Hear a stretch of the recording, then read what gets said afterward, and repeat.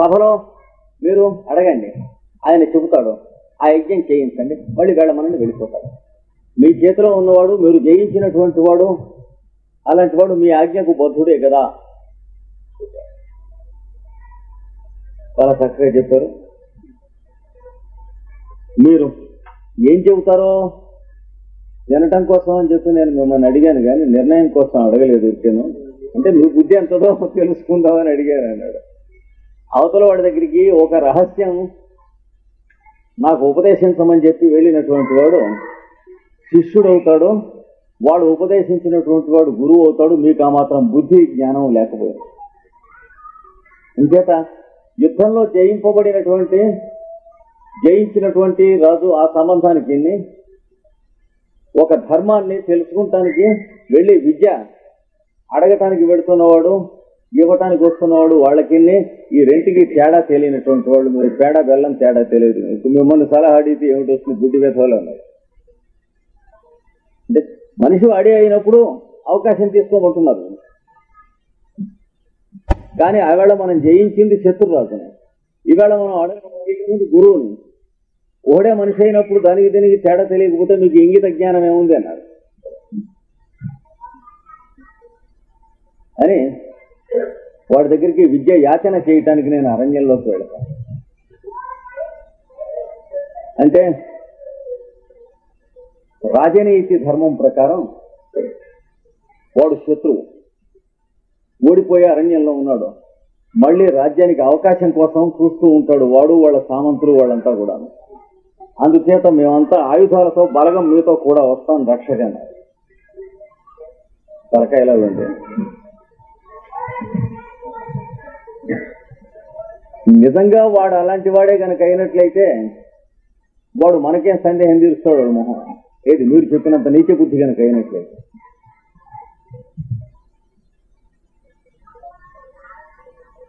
అలాంటి వాడు కాదనే కదా మీరే చెప్పింది ఇంతకుముందు. నేను చెప్తున్నా, మీరేం రావక్కర్లేదు అన్నాడు.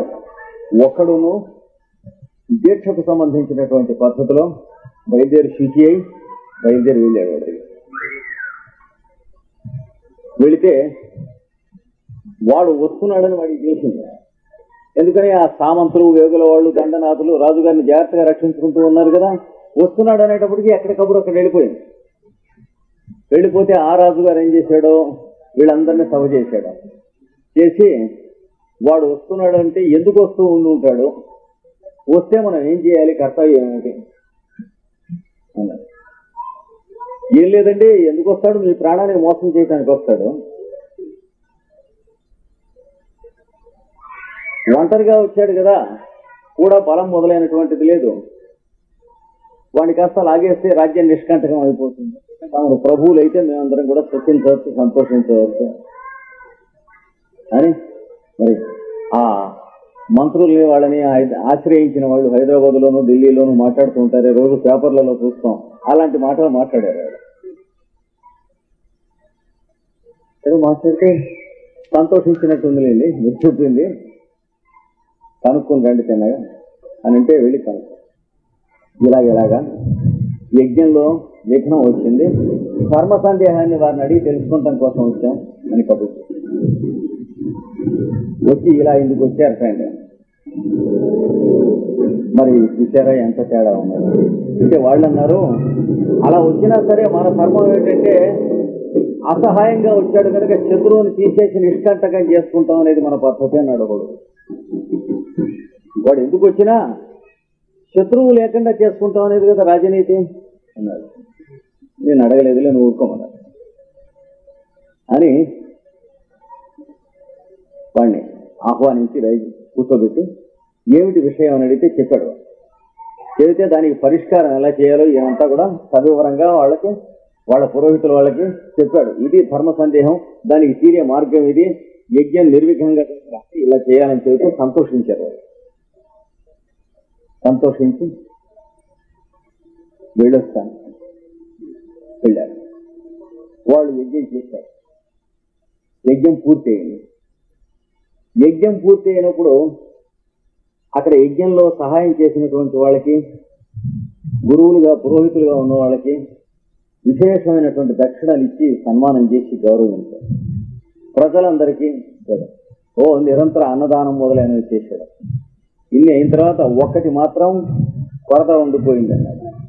ఏమిటంటే గురుదక్షిణ, అది రుణం ఉండిపోయింది.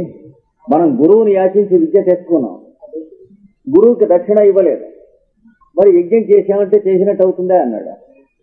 అంటే వీళ్ళంతా సరే ఇష్టం లేదు వీళ్ళకి, అయినా కానీ సరే కాదనుకోండి అని నసిగారు మిగిలిన వాళ్ళంతా అని. నేను గురువు గారికి గురుదక్షిణ ఇవ్వటానికి ఎడుతున్నాను, బయలుదేరి వెళ్ళాడు.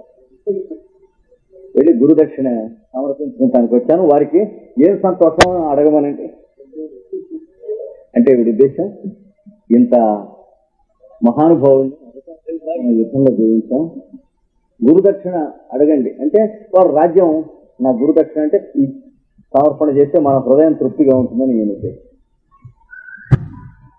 సరే ఆయన ఏం చేశాడు, మళ్ళా తన సామంతులు, మంత్రులు, దండనాథులు, పరివారం వీళ్ళందరినీ ఒకవాడు చేర్చాడు. ఎందుకంటే వాళ్ళు ఎంత మందమతులో తెలియజేస్తున్నందుకు ఒకమాట అడుగుతూ ఉంటారు, నీ ఉద్దేశం ఏమిటని. రాముడు అడగల, విభీషణుడు వచ్చినప్పుడు అందరినీ అలాగా ఇట్లాగా గురుదక్షిణ అని వచ్చాడు. ఏమిటి అడిగితే ఇప్పుడు మనకి తెలివైన పద్ధతిగా ఉంటుంది, మంచి కార్యసాధన పద్ధతిగా ఉంటుందో, శ్రేష్టమైన విషయం ఏమిటో మీరు చెప్పండి అంటే వీళ్ళంతా అన్నారు, మిమ్మల్ని ఆశ్రయించుకుని మేమంతా ఉంటున్నాం, మీకు కష్టకాలం వచ్చింది, మాకు కష్టకాలం వచ్చింది అంటే ఆయనకు వచ్చింది అని కాదు దుఃఖం, మనకు మరి 55 ఏళ్లలో రిటైర్ అయ్యామని ఏడుపే కానీ ఆయనకి బాధలు వచ్చినాయని లేదు. చూడండి ఎలా ఉంటుందో రాజభక్తి అంటే, దిక్కుమాలింది. ఏ సెంచరీలో కూడా విషయం అంతే. ఇప్పుడు మన రిటైర్మెంట్ వస్తుందని ఏడిపోయే కానీ ఆయనకి ఏదన్నా ఇబ్బందులు ఉన్నాయా, మనం చేయాల్సింది ఏమిటి అనే పాయింట్ లేదు. దిక్కుమాలింది నరబుద్ధి ప్రతి ఏ యుగంలోనూ అలాగే ఉంది. జంతువులు అవి మామూలుగా ప్రవర్తిస్తూ ఉంటాయి కానీ నరుడు చిత్రంగానే ఎప్పుడు ప్రవర్తించాడు. కనుక మేము, మీ కుటుంబం, మీ బంధువులు, పరివారం, మిత్రులు ఇంతమంది అల్లాడిపోతున్నారు అరణ్యాల్లో ఉంది అన్నాడు. అందుకని వీళ్ళందరినీ రక్షించిన వారు అవుతారు, రాజ్యాన్ని గురుదక్షిణగా స్వీకరించండి. ఆయన శిష్యుడుగా, మీకు గురువుగా మీరు మళ్ళీ ఒక నేతృత్వక లేకుండా రాజ్యం స్వీకరించడం అంటే అంతకంటే రాజనీతి ఏమిటండి? అది దాటి వెళ్ళదురా మీ బుర్రకాయలు అని ఈయన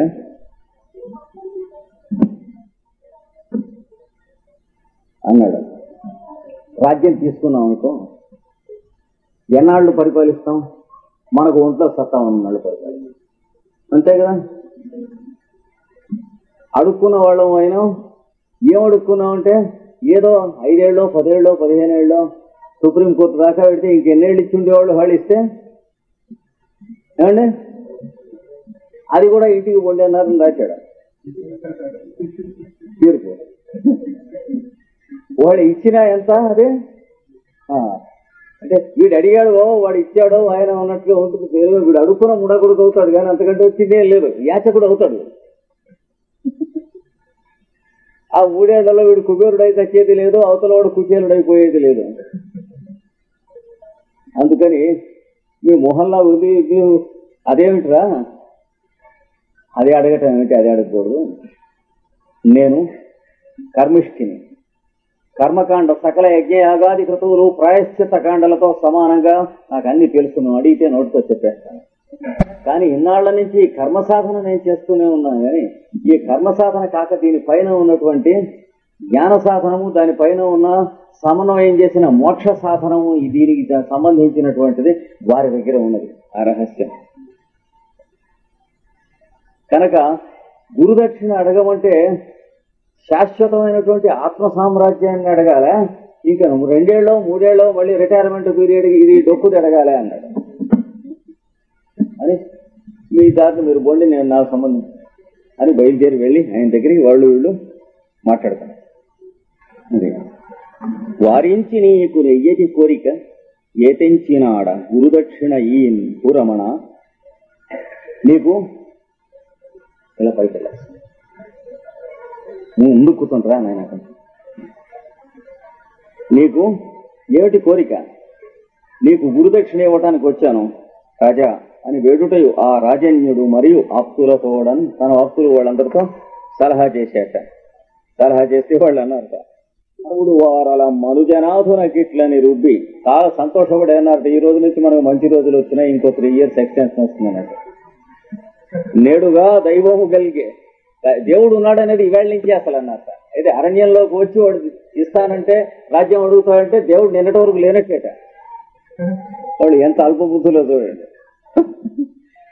దైవం నేడుగా దైవము కలిగే వేగ గురుదక్షిణగా చతురర్ణవి వృతోర్వి వలయం వశేషమును వేడుము. 4 సముద్రాలతో కూడినటువంటి భూదేవి కన్నా కావలసినటువంటిది దాన్ని మీ రాజ్యం నువ్వు తీసుకోవా ఆయన అడిగి, ఆయన రాజ్యం కూడా అడుగు. గురుదక్షిణ అంటే ఇవ్వకుండా ఉండగా ఏదడిగినా మీ రాజ్యం వాటి రాజ్యం లొంగ చూస్తే అడగమన్నట్టు. కరుగొట్టు ముడకూడదు. వేడుము పూరమణ భూవర మమ్మునందరం బ్రోము. మా బాధలు తీర్చు, అసలు బాధది మమ్మల్ని అందరిని రక్షించన్నట్టు. చూడు ఎంత నీచిలో చెప్పడానికి రాయలు ఒక్కొక్క పదం ఊరికే వేస్తూ ఉంటాడు. మమ్మల్ని అందరినీ బాధల నుంచి తీర్చడం కోసం ఇది గోరన్నాడు, నీ కోసం కాదన్నాడు. బాంధవ ప్రజన పోషణ కంటే ధర్మమున్నదే. బంధువులు ఆప్తజనుడు వాళ్ళని రక్షించి పోషించడం కంటే పరమధర్మం ఉందయా అన్నట్ట. ఈ అహింస పరమో ధర్మ అని లెక్కలో ఒకట, ఇది పరమధర్మం అన్నాడు. ఎన్నడు లవుడు మనకు మనంతరం మనం జయించి జయిస్తాడో చెప్పలేము. మనం జయించడానికి అంత స్థిరపడ్డ రాజునే వాడే గెలుస్తాడు కానీ మనం గెలవం. వాళ్ళు వెళ్ళిన శకుని పక్షలే మాట్లాడారు వీళ్ళు. నీదు భాగ్య సంపన్నత చేరే కార్యము, నీ వల్ల నీ అదృష్టం వల్ల ఈ రోజున మా పని అవటానికి ఇలా వచ్చింది అని అర్థం. అనవుడు నల్ల నవ్వి వాడు నవ్వాక వాళ్ళందరూ చెప్పిన మాటకి ఆ మనుజాధిపుటిట్లను మీరల అర్థసాధన పరతంత్ర కోవిదులు. అర్థం అంటే ఏంటి? మీరు అనుకున్న ప్రయోజనం. ధర్మం అంటే ఏంటి? మీరు ఆచరించవలసింది. దాని మీద దృష్టి ఉన్నవాళ్ళు కాదు. జీతం ఎప్పుడు వస్తుంది, సంతకం ఎప్పుడు పెడతాం, అనాబిళ్ళ ఎప్పుడు నాకుతాం, ఇంతే గాని మనం చేయవలసిన పని ఏమిటి తెల్లారులేస్తే ఆఫీసులో ఇది దృష్టి ఉన్నటువంటి వాళ్ళు చాలా తక్కువ మంది. 10ంటికి ఆఫీస్కి వెళ్ళకపోతే తంతారు కాబట్టి వెళ్తాం. తర్వాత సాయంత్రం 5 దాకా ఉసూరుమని ఏడుస్తూ కూర్చుంటాం. తిరిగి ఇంటికి వచ్చేయటం. 1వ తారీఖు ఇస్తారో 2వ తారీఖు ఇస్తారో జీతం సంతకం పెట్టి పుచ్చుకుంటాం. అర్థసాధన పరతంత్రులు. అర్థం అంటే ఏమిటి? Return remuneration. దానికోసం అని చెప్పి మనకు వచ్చేది ఏంటే ప్రయోజనం, దాని మీద బడి ఏడుస్తున్న చెరపురుగులు కానీ మనం చేసేది ఏమిటో తెలిసినటువంటి వాళ్ళు కాదు. అట్లాంటి వాళ్ళు మిమ్మల్ని నడకూడదు. దాంట్లో కోవిదులు, మీరు చాలా పండితులు అన్నట్టు. అర్ధసాధన పరతంత్ర కోవిదులు దక్క మహా సుఖరాయి మోక్ష నిర్ణయనయ విచార కోవిదులు గారు. మహాసుఖాన్ని ఇచ్చేటువంటిది మోక్షం ఒకటి ఉన్నదని మీకు తెలియదు. దాని పేరు చెప్పినా ఎగతాళి చేస్తారు. మీకు పిచ్చి సన్నాసులు లేతబుర్రల. బోధపడేది ఏమిటిన్నాడు? మోక్షం అంటే ఏమిటేవిడు మాటి మాటి మోక్షం అంటాడు. సరే కానీ అంతకంటే మీకు ఎక్కేది కూడా కాదు అని చెప్పనన్నాడు వాళ్ళకి. వాడికి అవతల వాడికి నచ్చే టైం వచ్చినప్పుడు చెప్పాలి కానీ లేనప్పుడు ఊరికే సతాయిస్తే రుద్దితే ఏమవుతుంది? కానా అతి చెంచల రాజ్యలక్ష్మి ఏమని చని వేడువాడ పరమార్థము వేడక మహామతిన్. పరమార్థం వేడకుండా అర్థం వేట ఎలా వేడుతున్నాయా తెలిసిన వాడిని పెద్ద గొప్ప. దాని విలువ పెద్దల వల్ల విన్నవాడిని కదా, మీరు చెప్పింది ఎలా వేడుకుంటాను వాడిని వెళ్ళి అన్నట్ట. నిమి వంశోత్పన్నులమాట. అడిగేటువంటి అడుక్కునే నేను ఎవరిని వీళ్ళు అడుక్కుంటున్నాము? ఆ మహానుభావుడు ఇద్దరం కూడాను నిమి మహారాజు వంశంలో పుట్టిన వాళ్ళం. ఆ పెద్దవాళ్ళ మర్యాద అయినా ఉంటుందా? ఇట్లాంటి చెత్త సరుకు పుట్టారు వాడి వంశంలో అని అడుక్కోమంటావా అన్నట్ట. నిమి వంశోత్పన్నులమట మముబోటులకట రాజ్యమా లక్ష్యము. వచ్చే రోజున వస్తుంది, పోయే రోజున పోస్తుంది. లక్ష్యం ఎందుకు? రాజ్యం దాని మీద అన్నాడు. రాజ్యం మీద వస్తే మనకు అర్హత ఉంటే అధికారం ఉంటే పరిపాలిస్తాం, లేకపోతే పోతే దండం పెట్టి ఊరుకుంటాం.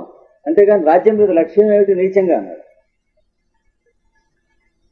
అంటే దృష్టి పెద్దవాళ్ళకి ఎలా ఉంటుందో కృష్ణదేవరాయలు చూపించగలిగిన అధికారము అర్హత కలిగినటువంటి వాడు చూపించాడు. అంటే ఏది ఎలా చూడాలో నరజన్మెత్తాక. లక్ష్యమా రాజ్యమా లక్ష్యము వాడు అమలిన యోగాశ్రయుడు. అవతల ఎవరైతే గురుదక్షిణ ఇస్తా అంటున్నాడో నిర్మలమైనటువంటి యోగ విద్యకు ఆశ్రయము నివాసమైన వాడు, ఆయన దగ్గర యోగ విద్య కాపురం ఉన్నది. అదే ఉత్తమ యోగము గొనుట యొరవో తరగొనుటొరవో. ఆయన దగ్గరికి వెళ్లి యోగాభ్యాసాల్లో ఉత్తమ యోగాభ్యాసం ఏదో దాన్ని స్వీకరించడం గొప్ప, భూమి తీసుకుంటాం గొప్ప అన్నాడు. వీడు వెల్వడి వాళ్ళని వదిలిపెట్టి తన ఇల్లు విడిచి యువతలకు వచ్చి కాండిక్యుడా రాజుగనుగొని గారవమున. కాండిక్యుడు వెళ్లి ఆ కైశధ్వజ మహారాజును చూసి గురు నిష్క్రయంబు నిక్కువముగా నొసంగెదే ఎని పల్కిన. గురుదక్షిణ ఇస్తానన్నారు, నిజంగా ఇస్తారా? అడిగింది ఇస్తానన్నట్టు అడిగింది ఇస్తారా నిజంగా అన్నాడు. అనేది వాడు పరమానంద భక్తుడు, రాజ్యం అడుగుతున్నాడు ఇద్దామని. చూడండి, వీడు అడిగింది ఇస్తా అన్నారు, మాట తప్పకుండా ఇస్తారా, అడిగితే అన్నట్టు పెద్ద విషయం అడుగుతాను అన్నాడు. అనేది రాజ్యం అడుగుతాడు కాబట్టి మనం చేసిన మా అపచారం పోయింది దీంతో అనుకున్నాడు వీడే.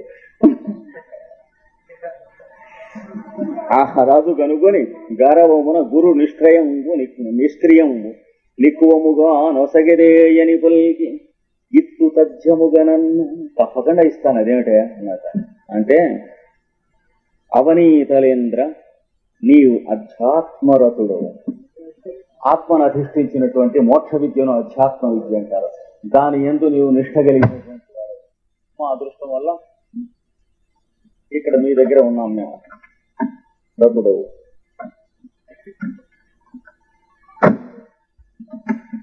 దక్షిణ గురువునకు ఈదలచితేని. నీ గురువు అని నేను అనుకుని నువ్వు దక్షిణ ఇవ్వదలుచుకున్నట్లయితే సకల భవక్లేశ సంక్షయం వెయ్యది అవిద్య బోధింపుమనిన. సంసార తాపత్రయములని బంధనములను ఛేదనం చేసి మోక్షాన్ని ఇచ్చేటువంటి పవిత్రమైనటువంటి విద్య ఏది? ఆ విద్య ప్రసాదించు, అది గురుదక్షిణ కాదు. వాడు శత్రువులు ఏమిటి, వీళ్ళ మొహం, వాడు గురుదక్షిణ ఏమిటి? ఇలాంటి శత్రువులు లేరు, ఇలాంటి గురుదక్షిణ లేదు ఎప్పుడు. అలాంటి కథ రాశాడు. ఏదో అనగానగా ఓ కథ రాస్తే 7 చేపలు ఎండేస్తే అందులో ఒకటి ఎండదు. కథ రాసేటప్పుడు దుర్లభమైనటువంటి కథ రాశాడు అని బోధింపుమని నవ్వి వాడు నవ్వాట. ఆహాహా పెద్దగా నవ్వటో, ఏం తెలివేది అన్నట్టు నవ్వి నిష్కంటగా అస్మది రాజ్యం అడుగనుల్లక. ఏమయ్యా, నీకు శత్రుభీతి లేకుండా ఉండేటట్టుగా నీది నాది కలిసి నా దగ్గర ఇప్పుడు రాజ్యం ఉన్నాయి కదా, అట్లాంటి యావత్తు నా రాజ్యం నిన్ను గురుదక్షిణగా నువ్వు అడిగేస్తే నీకు శత్రుభీతి లేకుండా హాయిగా రాజ్య సంపద సమస్తం ఉండేది కదా. అది అడగకుండా అయోమయంగా నువ్వు అమాయకుడు అయి అది అడుగుతావు అనుకున్నాను నేను. అది అడగకుండా ఇది ఏటిది అడిగితే ఇప్పుడు ఇది ఏమిటి కూటిగా గుట్టగా ఏమిటి అడిగా ఉన్నాడు. క్షత్రియులకెల్ల రాజ్యంపు కంటే మరి ప్రియంపు గలదే అటన్నా. నువ్వు క్షత్రియుడు, నేను క్షత్రియుడిని. మనకి అన్నిటికంటే విలువైంది ఏమిటంటే రాజ్యం, ప్రజల్ని పరిపాలించడం, ధర్మ మార్గాన్ని పెట్టడం, ప్రజలకు నిర్భీతి చేయటం, వాళ్ళని రంజనం చేయడం. అంతకంటే కావాల్సింది ఏమిటి? మరి అదిగాక ఇంకో తిరిగేమిటండి అనేటివి ఇట్లని అతడు. అప్పుడు మళ్ళీ ఆయన అంటున్నాడు, ఈయన కేశిధ్వజ ధాత్రివేడమెక్కిన ఆవేదించదం. ఎందుకు భూమిని నేను నిన్ను గురుదక్షిణగా అడగలేదో నేను చెబుతాను, నేను మనవి చేస్తాను. హేతు అజ్ఞానం అగ్గునకుంగాక వివేకికేల జనయించు లౌల్యమెంతు. నీ దగ్గర రాజ్యం అంతా ఉంది, నాది నీది కలిసి. ఇక్కడ నువ్వు నా దగ్గరికి వచ్చావు, గురుదక్షిణ ఇస్తా అన్నావు, నేను అడిగేటువంటి పరిస్థితిలో ఉన్నాను. అప్పుడు రాజ్యం అడుగుదామన్న మనస్సు కనిపించిందంటే దాన్ని ఏమంటారు? లౌల్యం అంటారు. అంటే ఏంటి? లోలత్వం. అంటే మనస్సుకి కక్కుర్తి అంటారు. అంతంత మాత్రం వాళ్ళకి ఉంటుంది కానీ నీకు నాకు కక్కుర్తి ఎందుకే అన్నట్టు. లోలత్వం అంటే చంచలత్వం. చెంచలత్వం మరీ నీ చెడుకుంటుంది, మనకెందుకు అనవసరంగా చెంచలత్వం ఎందుకు అన్నట్ట. కొన్ని అడిగితే అని అనిపించడం ఎందుకు అన్నాడు. ఇక్కడ ఎవరిదో మనీ పర్స్ పడి ఉంటే కొన్ని జేబులో పెట్టుకుంటే అని అనిపించడం ఎందుకు అన్నాడు. అనిపించేవాడికి అనిపిస్తుంది, మనకెందుకు అన్నాడు. కనుక లౌల్యం అంటారు దాన్ని కదా. మనకు లౌల్యం దేనికి అనవసరం. అంటే వస్తుంది కాబట్టి, వచ్చే పొజిషన్లో ఉంది కాబట్టి, చాలా విలువైంది కాబట్టి పోనీ అడుగుదాం అనే బుద్ధి దుర్బుద్ధి. అడగటానికి అది కారణం కాకూడదు అన్నాడు. ఏది మన కృష్ణదేవరాయలు నేర్పుతూ ఉన్నది, వాడికి చెబుతూ ఉన్నది కాదు. కేసీ ధ్వజుడు కాండిక్యుడు మాట్లాడుకుంటూ ఉంది కాదు. కృష్ణదేవరాయలు ఉపదేశిస్తున్నటువంటిది. ఎవరినైనా ఏదైనా అడగటం అంటే ఆ అడిగేటువంటిది చాలా విలువైన వస్తువు కనుక అయినట్లయితే, అతి దుర్లభం ఇది కనుకైతే, మనం కొనుక్కోగలమా పెట్టగలమా అని అనిపించినట్టుదైతే అది అడుగుదామని అనిపిస్తే దాని పేరే దుర్బుద్ధి అన్నాడు. నీకు కావలసిన వస్తువు అడగడం సద్బుద్ధి, అది చాలా విలువైంది కాబట్టి అడగడం దుర్బుద్ధి అన్నాడు. అంటే కొన్ని పుటాలు పెట్టినా వేల జన్మలు పడుతుంది అని చెప్పిన ఈ ఒక్క మాట నిజంగా ఉపదేశం పొందటానికి నచ్చటం. ఇది నచ్చితే జన్మలో చాలా బంధాలు తెగుతాయి. అవకాశం ఉంది కదా అని అడిగేటువంటి వాడు నీచుడు అన్నాడు. నాకు కావాలా అక్కర్లేదా చూసుకుని అడిగేటువంటి వాడు అడగాలన్నాడు. వస్తువు అడగ, ఇది బాగుంది, అడిగితే ఇవ్వరు నాకు ఏమండి, లేదా ఇది అడిగితే ఇవ్వరా, గట్టిగా అడుగుతామని అవునంటే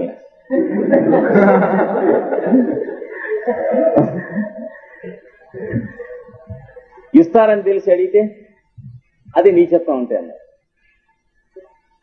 జగద్విఖ్యాతుడైనటువంటి మహాపండితులు మా చిన్నప్పుడు ఒక నెల్లూరులో సన్మానం చేస్తున్నారు.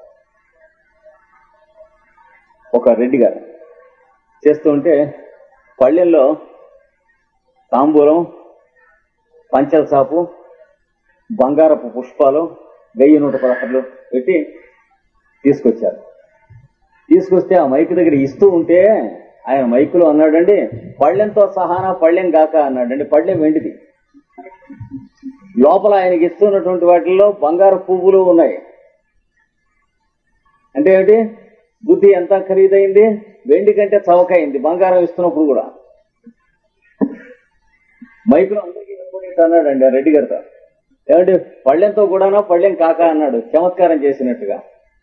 అంటే ఆయన అన్నాడు, మీ అంత పెద్దవాళ్ళు ఆశపడాలే కానీ ఏదైనా ఇస్తారండి అన్నాడు. అయిపోయింది, గడ్డి పెడతామని అర్థం ఆ మాట. ఆ రెడ్డి గారు అన్న మాటకు అర్థం ఏంటి, తామంత పెద్దవారు గడ్డి కావాలని అడిగితే తినిపించామా అని అర్థం. అంతే కదా ఆ మాటకి. చాలా అంతే, వాత పెట్టేసి అయిపోయింది. తమంత పెద్దవారు అడగాలే కానీ ఏదైనా సరే ఇస్తాం అన్నాడు. అంటే ఇంతటి మహాపండితుడు గడ్డి తింటానని అడిగితే పెట్టామా అని అర్థం ఆ మాటకి. అంటే అన్నాడు లేని పళ్ళెం కూడా తీసుకున్నారు. మా చిన్నతనంలో నెల్లూరులో జరిగినటువంటి ఒక ఘటన. పైగా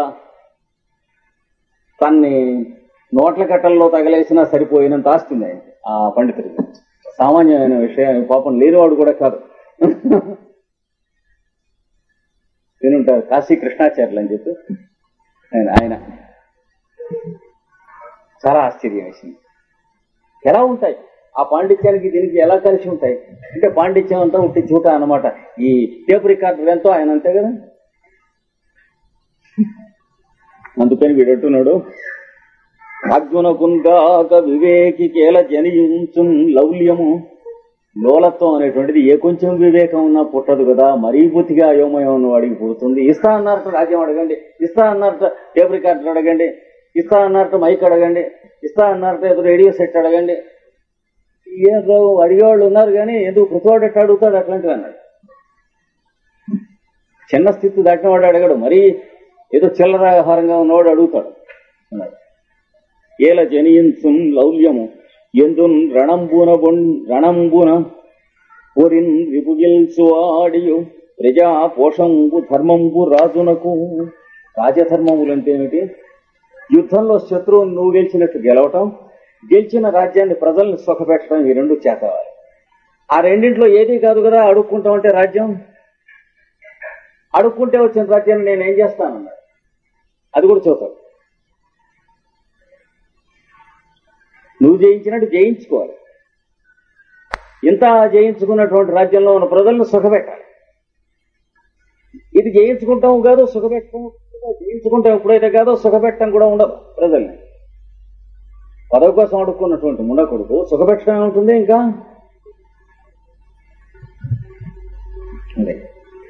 ప్రజా పోషంబు ధర్మంబు రాజునకు అవును అయిన అశక్తు తద్విజిత రాజ్యున్ నన్ను అఘంపట్టునే. నేను శక్తుణ్ణి కాదు రాజ్యం పరిపాలించడానికి అని తేలింది. నీవు నన్ను జయించడం వల్ల ఏం తేలింది? నీవు పరిపాలించడానికి సమర్థుడు కాబట్టి నన్ను జయించావు. నీ రాజ్యంలో ఉన్న ప్రజలంతా సుఖపడుతున్నారు కాబట్టి పరిపాలించడానికి నువ్వు సమర్థుడు. ఈ రెండూ నువ్వు తేలింది. నీ చేతిలో నేను ఓడిపోయాను కాబట్టి నేను ప్రజలను పరిపాలించడానికి సమర్థుణ్ణి కానని తేలింది. తేలినప్పుడు రాజ్యం వచ్చేటువంటి అవకాశం ఉంటే రాజ్యాన్ని అడగకుండా ఉంటాం అనేటువంటి దాంట్లో దోషం లేదు. నేను సమర్థుడనై ఉండి నా ప్రజలు వీడు నన్ను పరిపాలిస్తే బాగుండని అనుకుంటూ ఉండి అప్పుడు నేను తిరస్కరిస్తే దోషం అన్నది. అలాంటి సమస్య రాముడికి వచ్చింది. ఇబ్బంది పడి గిలగిలాడిపోయాడు. అయోధ్యలో ఉన్న పెద్దవాళ్ళు, గురువులు, భరతుడు అందరూ బయలుదేరి వెళ్ళిపోయి నువ్వే రావాలి, నువ్వే పరిపాలించాలి, ప్రజలకు కోరిక ఇది, జనవాక్యం అది ఇది అని చెప్పి ఇష్టం వచ్చినట్టుగా అందరూ మాట్లాడేశారు. మాట్లాడేస్తే రాముడు చెప్పవలసింది చెప్పాడు. మరి మీరందరూ ఉన్నారు కదా, ఆ రోజున తండ్రి గారు ఇలా అడిగారు కదా, ఆ తండ్రి గారు అడిగిన దాని ప్రకారం మనం ఈ రకంగా చేస్తున్నాం కదా, దీనికి ఏమంటారంటే ఎవరు ఏదో మాట్లాడలేదు.